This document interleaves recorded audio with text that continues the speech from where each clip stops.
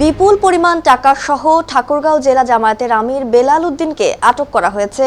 বুধবার সৈয়দপুর বিমানবন্দরে তাকে আটক করা হয়। সৈয়দপুর থানা পুলিশের ভারপ্রাপ্ত কর্মকর্তা নাজমুল আলম বিষয়টি গণমাধ্যমকে নিশ্চিত করে বলেন, প্রায় 50 লাখ টাকা সহ তাকে আটক করা হয়েছে, তবে গণনা চলছে। বিমানবন্দর সূত্র জানায়, নিয়মিত তল্লাশির সময় তার কাছে বিপুল পরিমাণ নগদ টাকা পাওয়া যায়। পরে জিজ্ঞাসাবাদের এক পর্যায়ে টাকার বিষয়ে সন্তোষজনক ব্যাখ্যা দিতে না পারায় তাকে আটক করা হয়। উদ্ধার হওয়া টাকার পরিমাণ প্রায় 50 লাখ টাকা বলে সংশ্লিষ্ট সূত্রগুলো জানিয়েছে। তবে বেলাল উদ্দিন দাবি করেছেন, উদ্ধার হওয়া টাকার পরিমাণ 50 লাখের কিছু বেশি।